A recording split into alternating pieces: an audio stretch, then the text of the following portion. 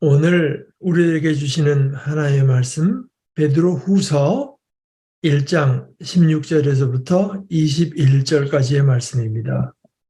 우리가 여러분에게 우리 주 예수 그리스도의 권능과 재림을 알려드린 것은 교묘하게 꾸민 신화를 따라서 한 것이 아닙니다.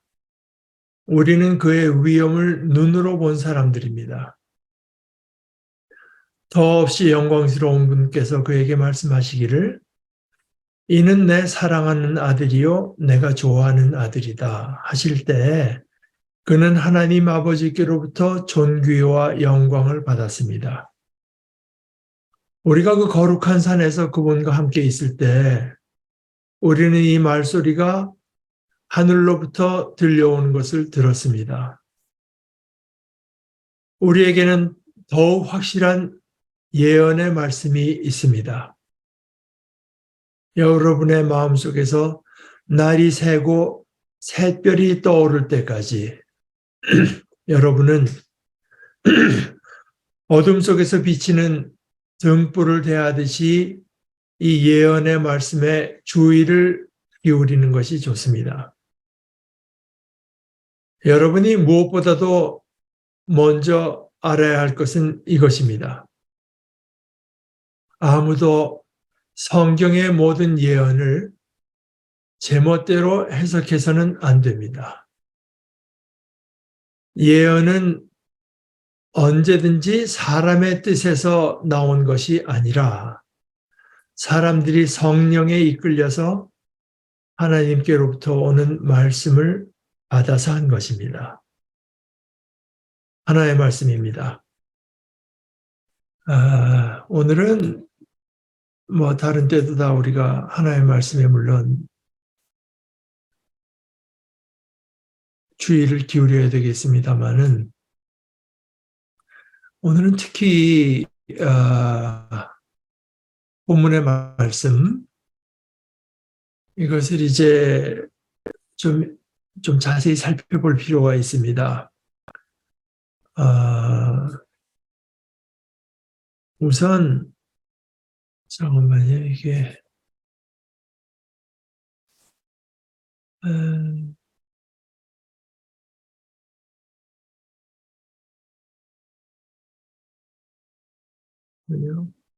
말하죠.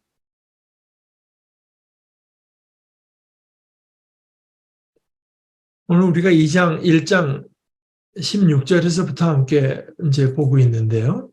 16절에 이렇게 써 있죠. 우리가 여러분에게 우리 주 예수 그리스도의 권능과 재림을 알려드린 것은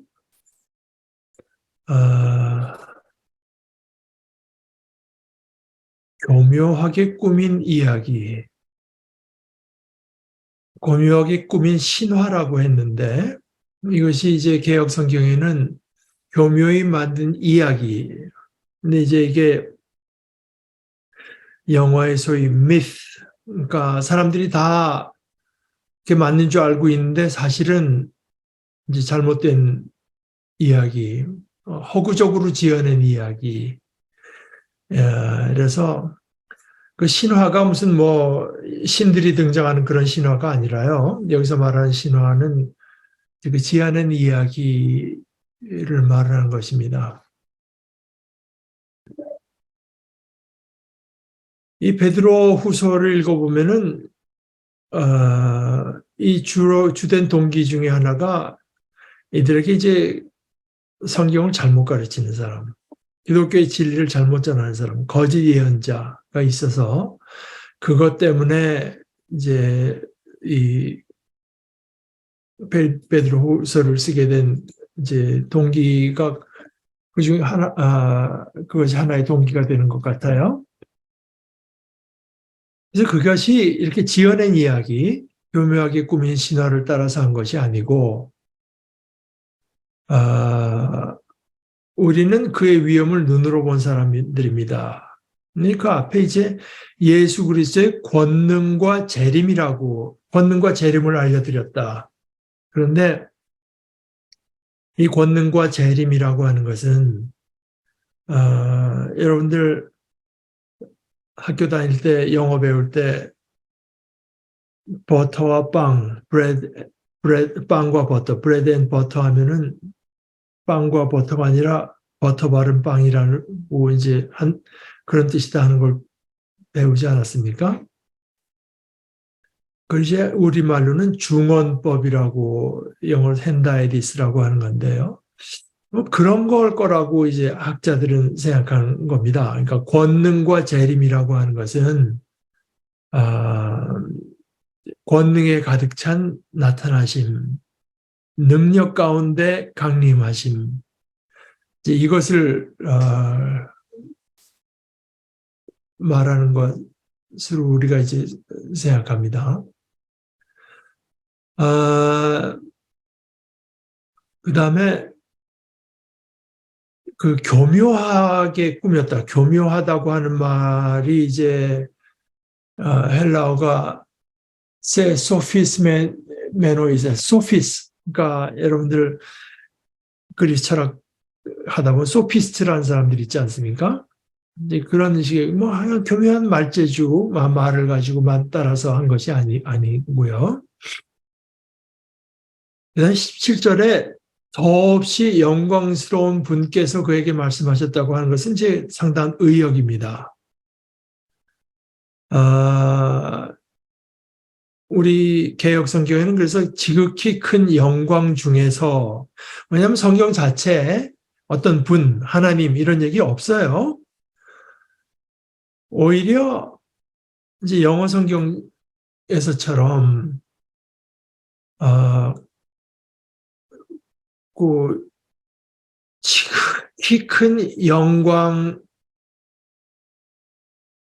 의해서 나온 말씀. 그러니까 하나님을 지극히 큰 영광이라고 부른 겁니다.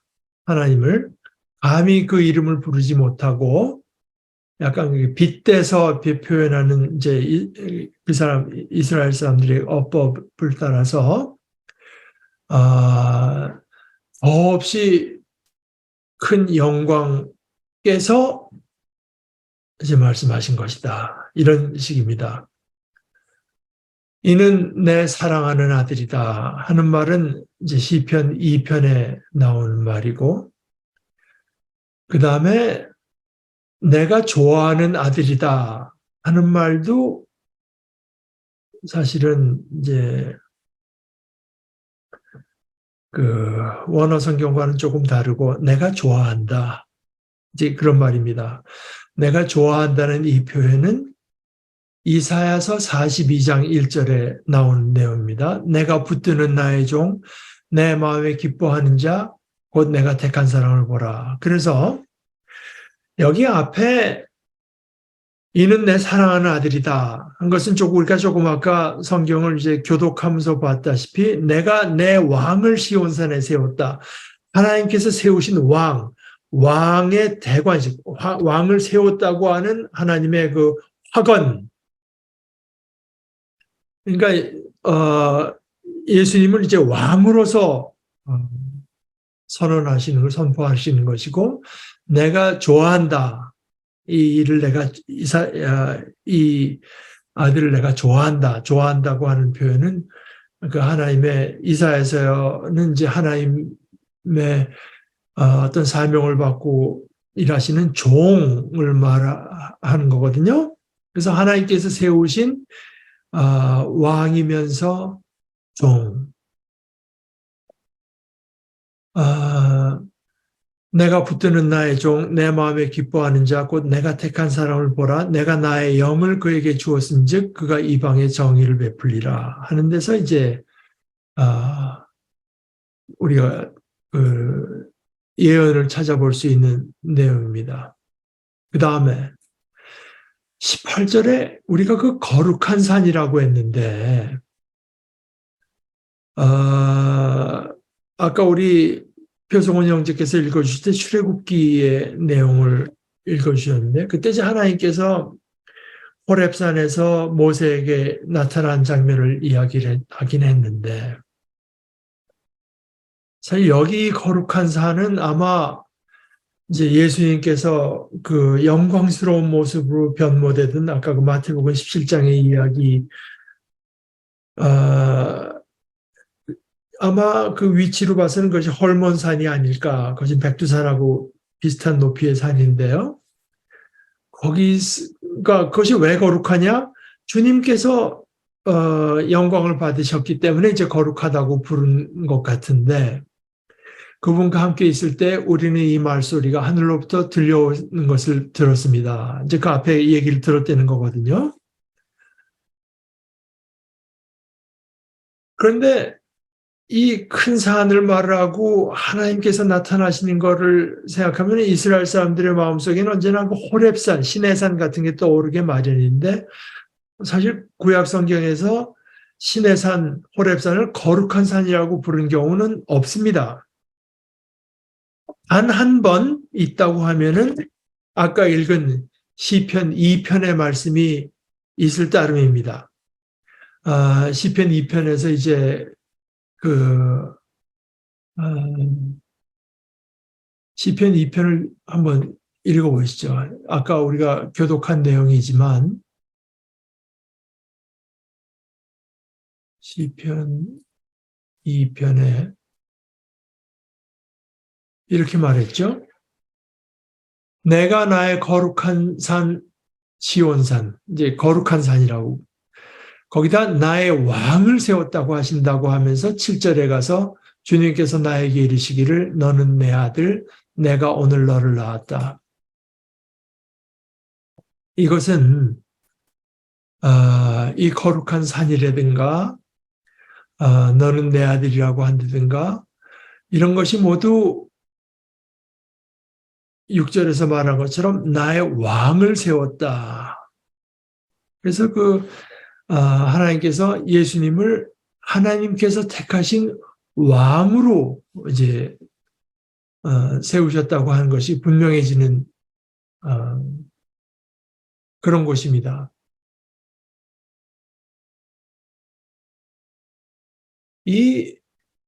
지금 방금 우리가 그 시편에서 말하는 대로 그리스도는 왕이고요. 하나님께서 세우신 유일하신 왕, 언제까지나 왕, 영원한 왕이십니다.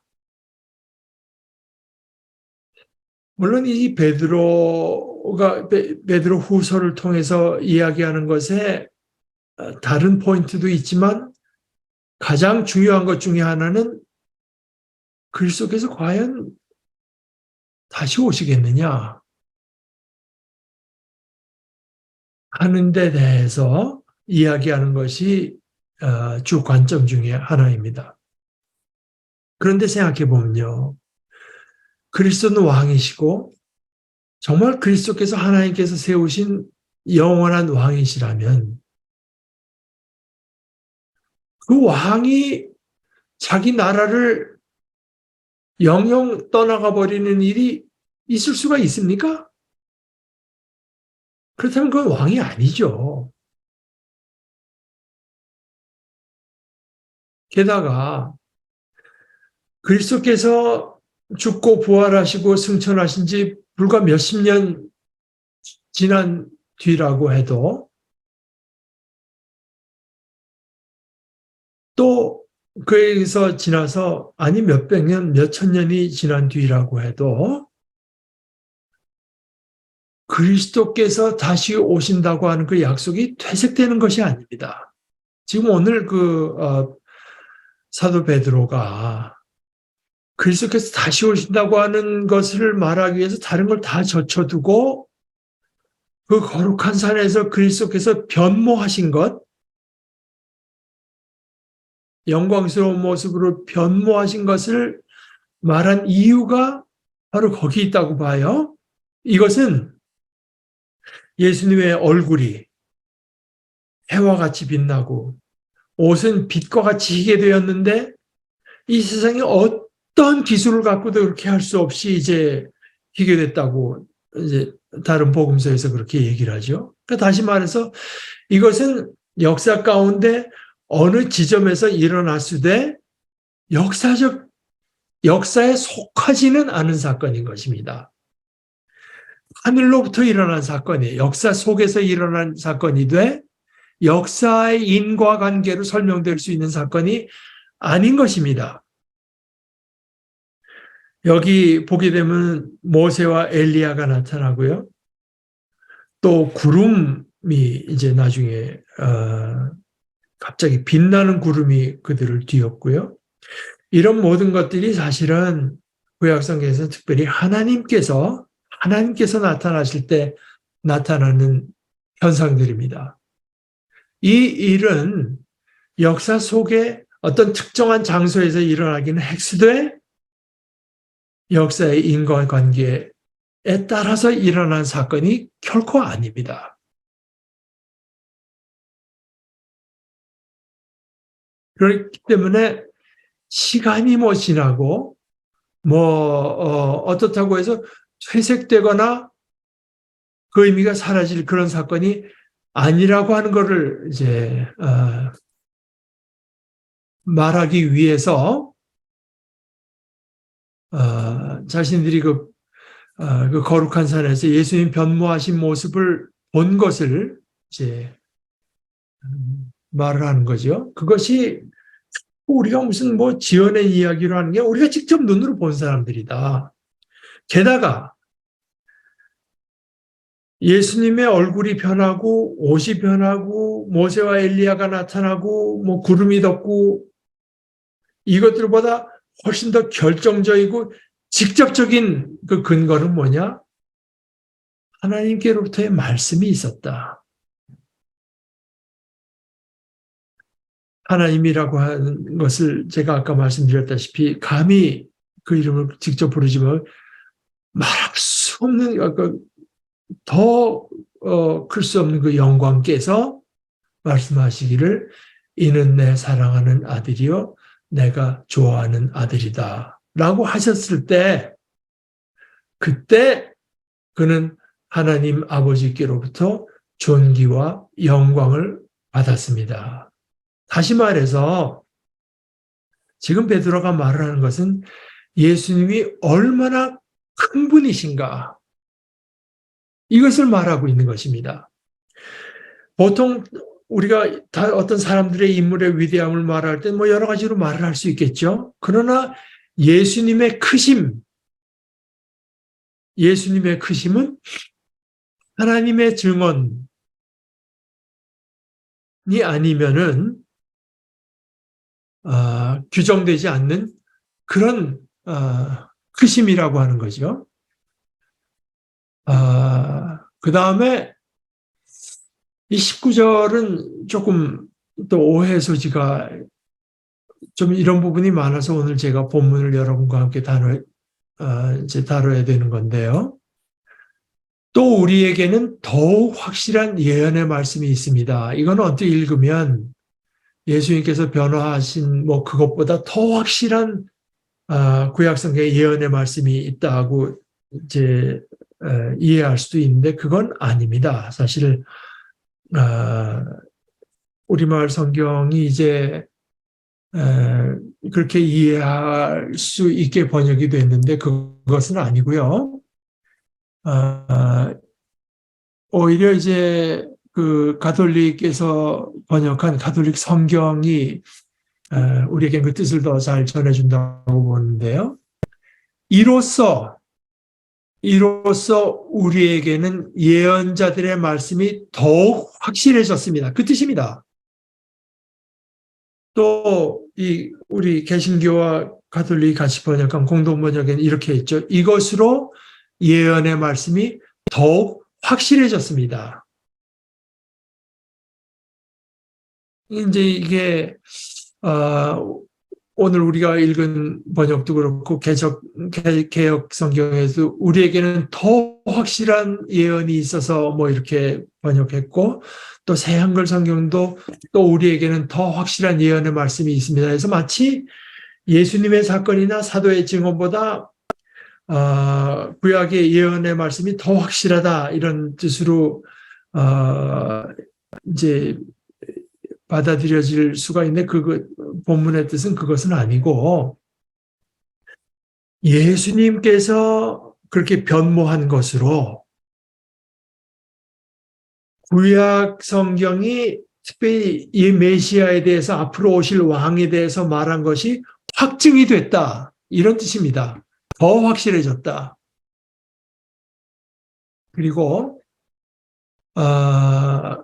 그렇기 때문에 여러분의 마음속에서 날이 새고 샛별이 떠오를 때까지, 여기 이제 샛별이 떠오르는 별, 구약 성경에 이제 민수기를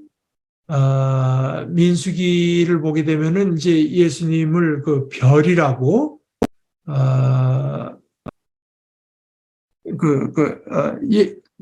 메시아에 대한 예언에서 별과 이제 별로 지칭한 부분이 있습니다. 민수기 24장 17절에 이렇게 되어 있습니다.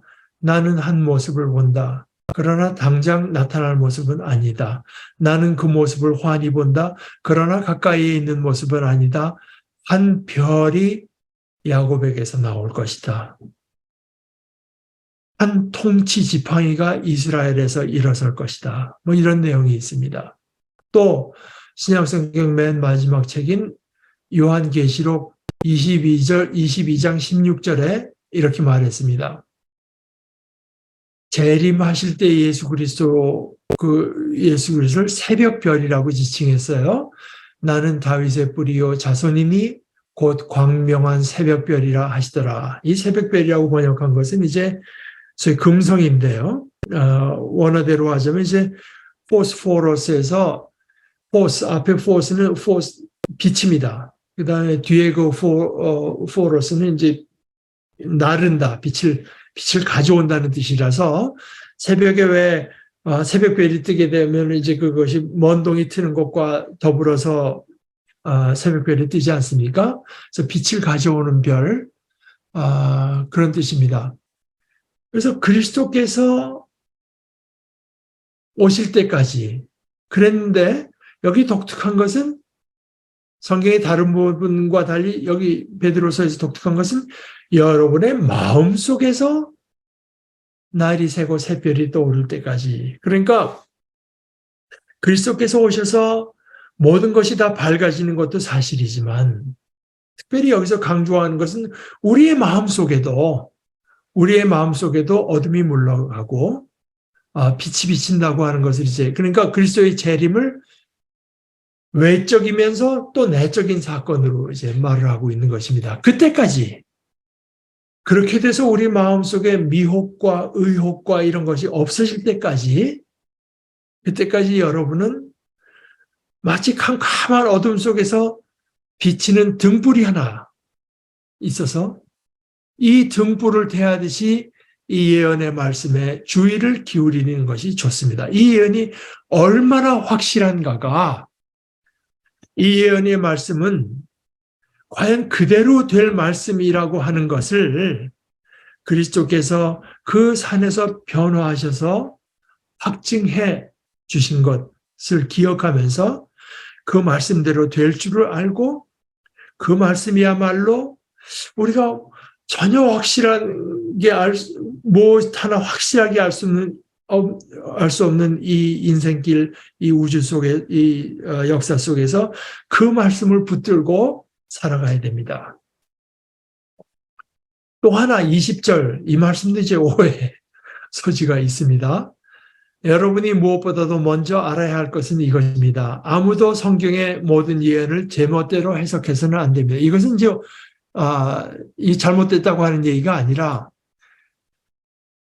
성경의 모든 예언을 사사롭게 자기 마음대로 해석해서는 안 됩니다 하는 것도 당연히 이제 맞는 번역이긴 한데, 이것이 유일한 번역은 아니라고 하는 것은 알아둘 필요가 있습니다. 오히려 신약 성경 그 영어 번역 중에서 뉴 인터내셔널 버전이 이제 번역한 것처럼, 성경의 어떤 구약 성경을 말하는 것입니다. 구약 성경의 어떤 성경이라도 예언자가 자기가 사사롭게 해석한 것은 아닙니다. 이것도 똑같이 문법적으로 정당한 번역입니다. 이제 그렇게 번역하면, 그러니까 하나님께서 하나님의 영으로 주신 말씀이지 뭐 예레미야면 예레미야, 이사야면 이사야가 자기의 생각에 맞는 대로 해석해 갖고 그 한 인간의 의견을 우리가 받은 것이 아닙니다. 이렇게 번역을 하면 21절하고 아주 부드럽게 이어지죠. 예언은 언제든지 사람의 뜻에서 나온 것이 아니라 사람들이 성령에 이끌려서 하나님께로부터 오는 말씀을 받아서 한 것입니다. 그 예언이라고 하는 것은 하나님의 영에 이끌려서 그 출처가 하나님께로부터 하나님께 있는 말씀인 것입니다. 이제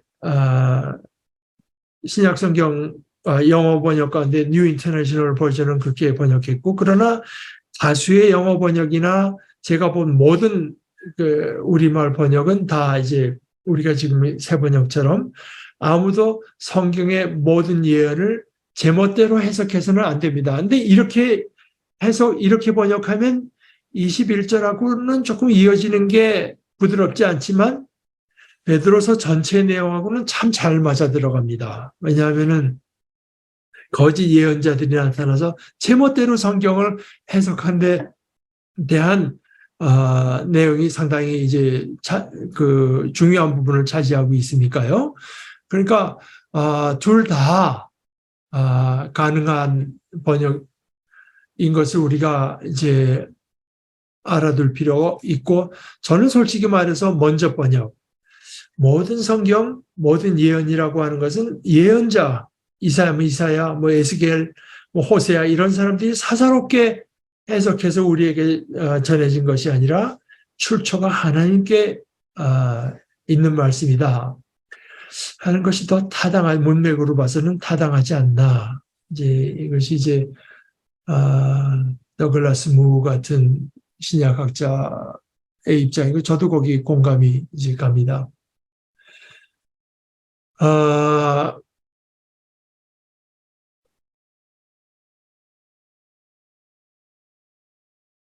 아마 초대교회에 이런 모든 내용들, 특별히 우리가 상식적으로 받아들이기 어려운 내용들, 동정녀가 수태를 했다거나 부활했다거나 이런 변모하신 모습이라든가 부활하셨다든가 다시 오신다든가 이런 것들이 다 잘 꾸며낸 이야기라고 주장하는 사람들이 있었던 것으로 보여요. 그것도 성경을 나름대로 해석하면서. 그런데 우리의 믿음은 그렇게 교묘하게 꾸며낸 이야기에 근거한 것이 아니지 않습니까? 우리가 한 달에 한 번씩 고백하는 그 니케아 신앙 고백에 교회에 대해서 말을 할 때 뭐죠? 그 중에 하나가 교회는 사도적인 교회인 것을 우리가 고백합니다. 사도적인 교회. 뭐 사도가 사상의 힘원에서가 아닙니다. 교회는 어떤 신학이나 철학이나 어떤 사상이 아니라 사도적인 증언을 존립 근거로 삼는 것입니다.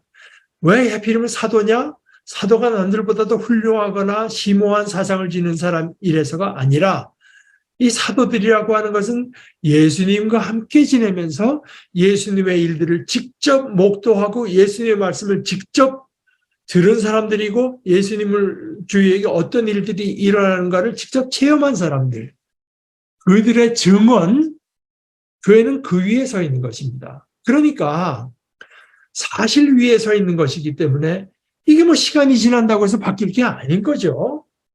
몇십 년이 아니라 2000년이 아니라 아니 몇십억 년이 지나도 일어났던 일은 일어났던 거 아닙니까? 이것이 사라지거나 바뀔 이유가 없는 사실이다 말입니다. 사실.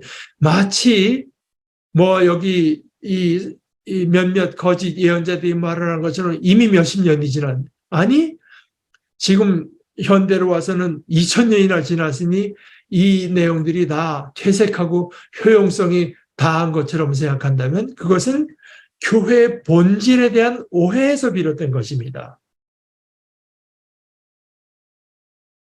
이 기독교의 내용뿐만 아니라 지금 이 사도들보다 수백 년 전에, 최소한 수백 년 전에 기록된 이사야나 무슨 미가나 이런 예언자들의 말들도 그랬을 것입니다. 그 말들도 벌써 몇백 년이 지나서 상당히 어떤 좀 막연해진 말들로 여겨졌을 수 있고, 심지어 그것이 벌써 몇백 년이나 지났는데 그 말대로 이루어지지 않는다고 하는 것이 그동안에 드러난 것이 아닌가.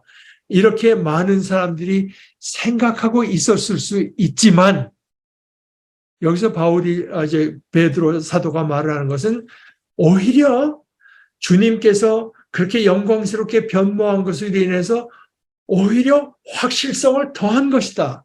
여전히 하나님의 말씀은 하나님의 말씀일 뿐만 아니라 더욱더 확실해진 것은 그대로 되고야 말 일들에 대한 증언이라고 하는 것이 드러났다는 이야기입니다.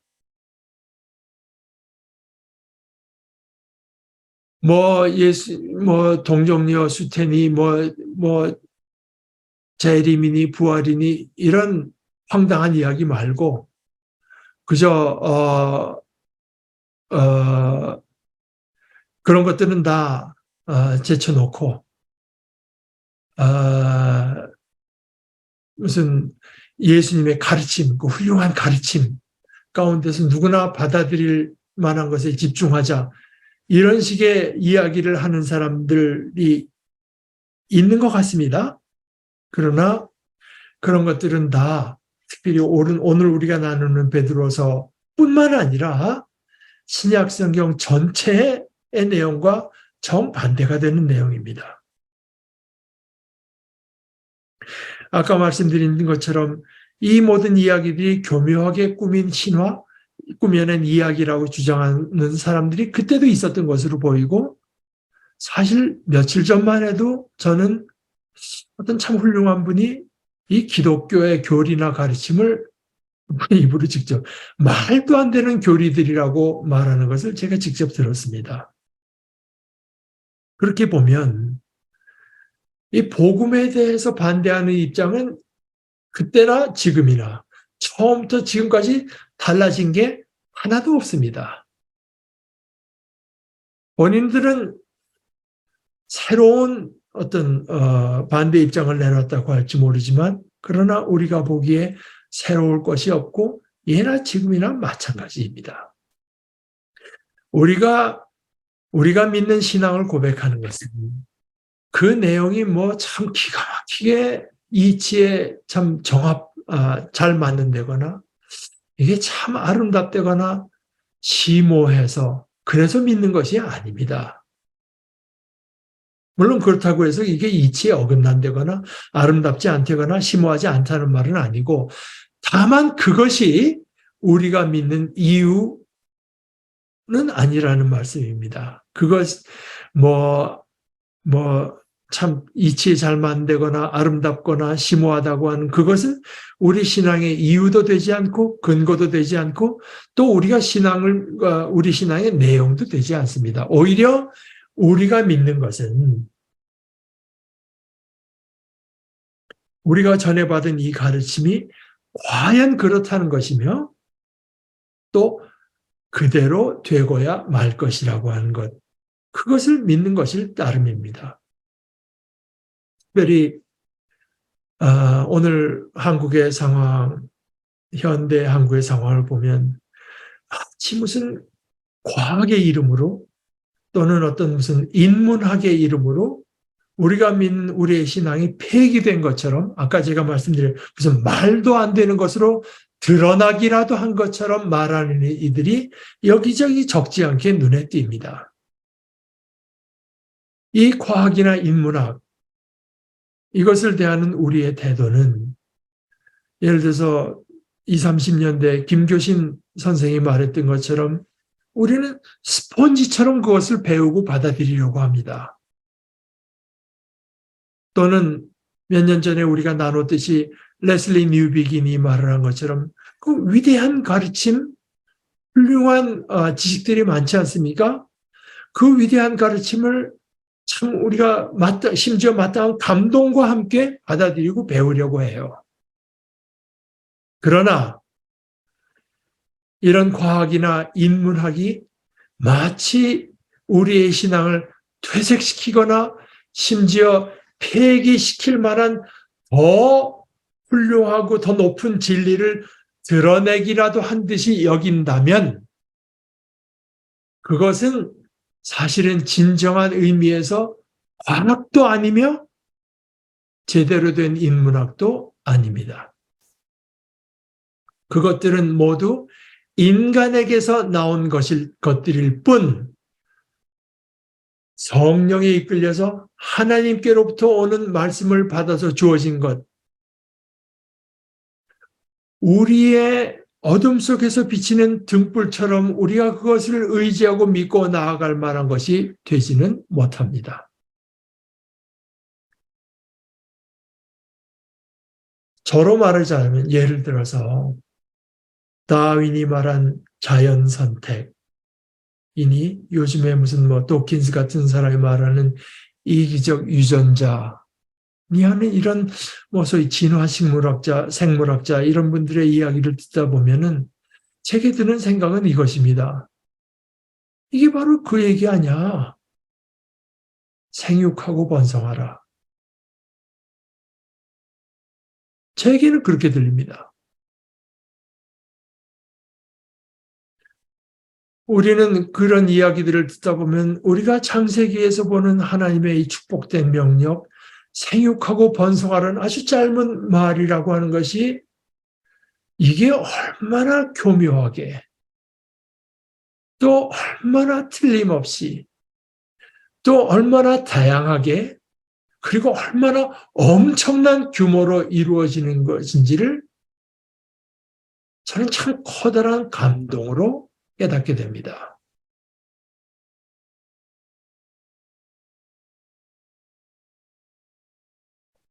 그것들이 다 우연히 일어나는 일일 뿐이라고 믿는 사람들도 물론 있습니다. 많이 있습니다. 아마 대다수일지 모르겠습니다. 그런데 과학은요, 그게 진짜 과학이라면 그 교묘한 과정이 이게 하나님의 뜻에 의한 것인지 그것이 아닌지 여기에 대해서는 말하지 않습니다. 말할 수 없습니다. 말할 수 없는 것을 인정하는 것이 과학입니다. 이 진화론, 이것을 신앙의 적으로 여기는 것은 이것이 신앙의 편에 서서 진화를 저주하는 사람이든지 또는 진화론의 편에 서서 신앙을 조롱하는 사람들, 저는 똑같은 사람들로 보여요. 둘 다 무엇보다 다른 무엇보다도 과학적인 태도가 아닙니다. 또 인문학,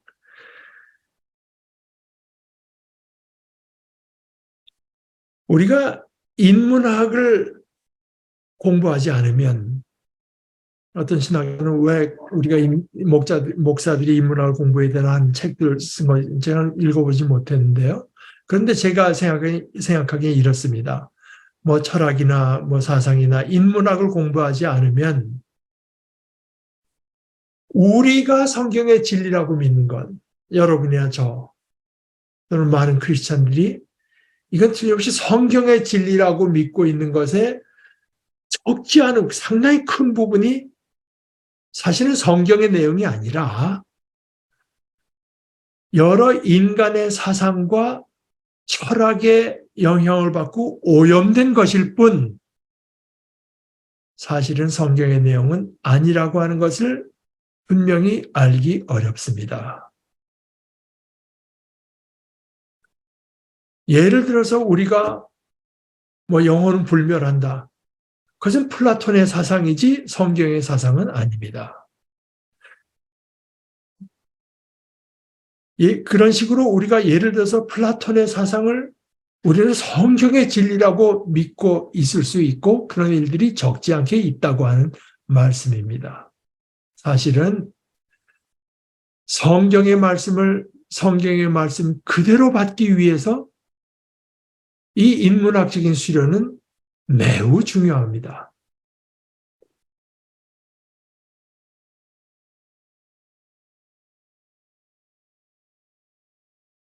그러나 아까도 말씀드렸다시피 과학이건 인문학이건 사상이건 철학이건 그것은 어둠 속에서 암중 모색하는 이야기일 따름이고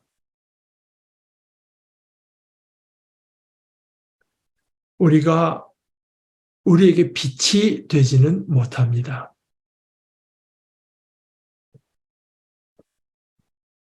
우리에게는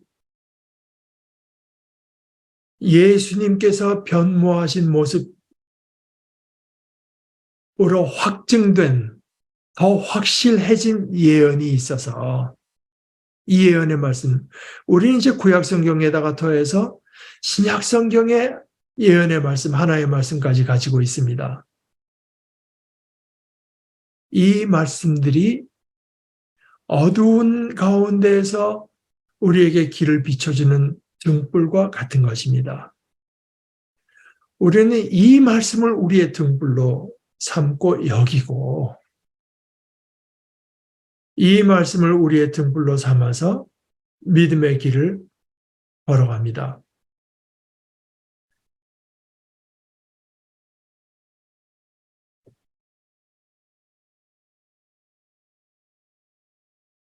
또 우리에게는 좀 번역은 마음에 들지 않지만 제가 뜻을 다시 새겼으니까요. 또 우리에게는 더욱 확실한 예언의 말씀이 있습니다. 여러분의 마음속에서 날이 새고 샛별이 떠오를 때까지 그 왕께서 반드시 다시 오십니다. 반드시 다시 왕이시기 때문에 샛별이 떠오를 때까지 그때까지 우리에게 빛이 없는 것이 아니라 이 어둠 속에서 비치는 등불을 대하듯이 우리는 이 하나의 말씀, 예언의 말씀을 붙들고 그것에 주의를 기울이면서 이 믿음의 길을 함께 걸어가도록 하십시다. 우리 함께 기도하십시다. 하나님 우리 아버지, 저희들에게 아버지의 말씀을 주신 것을 감사합니다. 아버지의 말씀이 아버지께로부터 나온 아버지의 말씀인 것을 믿는 믿음을 저희 가운데 심어주신 우리 아버지 하나님, 저희들 마음속에 그 말씀을 붙들 줄 아는 믿음을 더하여 주셔서 이 어둡고 엄한 세상 속에서 이 말씀을 붙들고 아버지께서 저희들에게 주신 약속을 바라보면서 믿음의 길을 승리하며 걸어가는 저희들 되도록 주님께서 붙들어 주시고 축복하여 주시옵소서. 예수님의 이름으로 기도합니다. 아멘.